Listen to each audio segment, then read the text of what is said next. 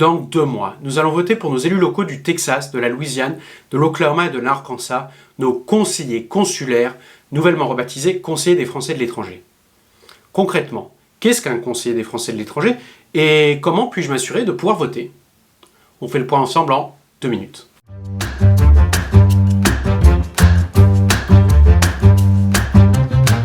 Nos conseillers des Français de l'étranger sont des élus locaux, de proximité, qui ont pour mission de nous représenter, de nous informer et d'être à notre service sur des sujets d'éducation, de sécurité, d'aide sociale et de fiscalité. C'est l'équivalent à l'étranger d'un conseiller municipal d'une ville de province en France. Ces élus de proximité ont vu le jour en 2014, lorsque se sont tenues les premières élections. Ils furent 443 élus au suffrage universel direct dans 130 circonscriptions partout dans le monde. En fonction du nombre de Français inscrits localement, chaque circonscription a son propre nombre d'élus. Pour notre circonscription du Texas et du Sud-Ouest, nous avons 4 élus. Comme pour les élections municipales, les conseillers des Français de l'étranger sont élus sur un scrutin de liste, avec des listes paritaires qui alternent entre une femme et un homme, ou inversement. Les 4 sièges de notre circonscription sont répartis entre toutes les listes en fonction du nombre de suffrages obtenus à la représentation proportionnelle à la plus forte moyenne.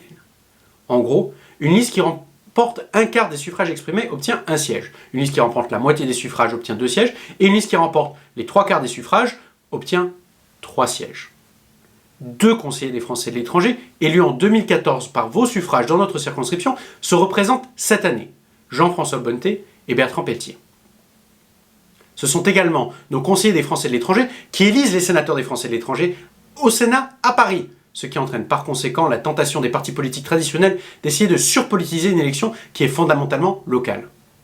Ces mêmes partis politiques vont inonder nos boîtes mail dans les semaines à venir.